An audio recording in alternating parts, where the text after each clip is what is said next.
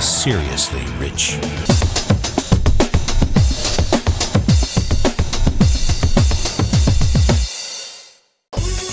Only a few select pilots have ever managed to get their hands on the ultimate low-level flying machines, ex-military helicopters.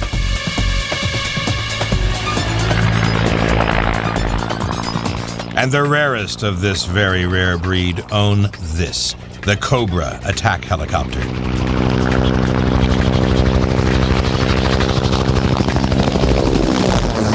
One such lucky individual has boats, but his real passion is his aircraft.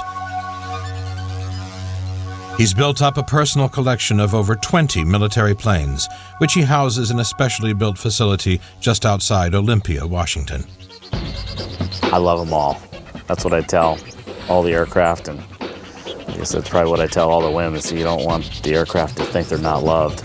And one day you go to fly them and they remember that. They may not want to run for you that day, so.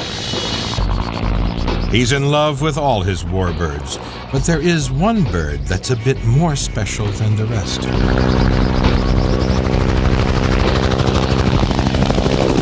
The Cobra is an amazing helicopter. It's built very strong. It's very much a pilot's machine, no question about it.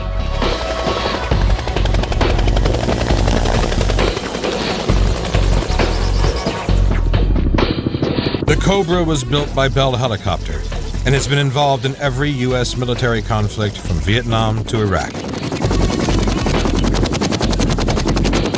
Its principal job was to attack enemy ground forces using its missiles and 20mm cannon.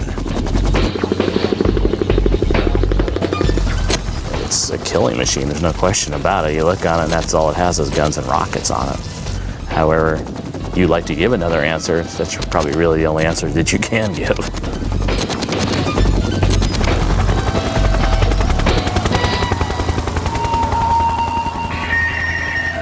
The Cobra is still in active service in many parts of the world. To fly it legally in the U.S., Brian had to remove all the weapons. All these weapon systems are demilitarized and cannot be used in any way for real war. Cobras are a rare item. You just can't go down to the local helicopter store and pick yourself up one of these things. And even if you can find one, it won't come cheap. I would guess it would be really close to $1 million to be able to buy one of these helicopters.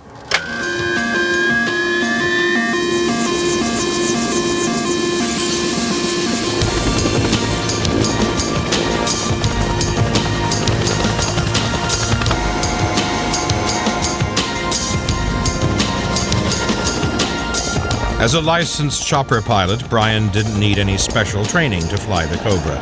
The regulations for helicopters are different from fixed-wing machines. To fly fixed-wing military aircraft, it has special authorizations that you require. The helicopter does not need that. If you have enough money to buy one, you can get in and fly it, and off you go.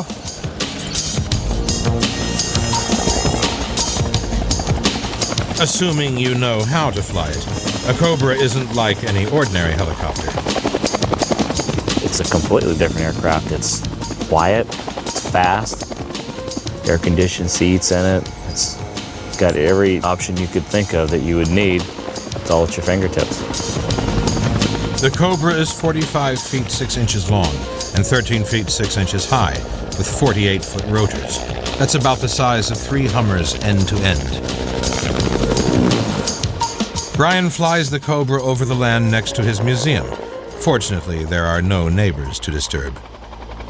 His greatest problem is finding enough time to fly it and all his other planes. I like to fly them all.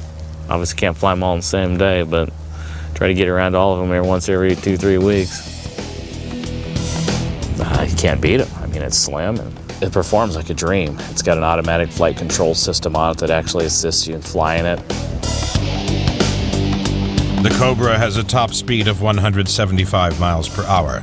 It can carry a load of 2,466 pounds, about the weight of a family sedan. Okay, coming over the top, 90% power. Turns very quickly, high visibility, you can see everywhere. It's got the wide chord rotor blades, immense acceleration from the hover. It's just amazing how fast a big helicopter like this gets up and goes. And the Cobra certainly impresses Brian's friends. I said it's cool. What else can you say when something like this flies overhead? Everybody was thrilled. He likes nothing more than to try out all his favorite moves.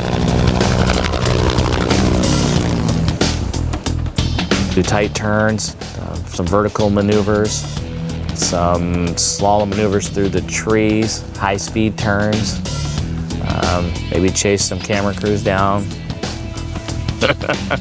and see if they're deck when we go over.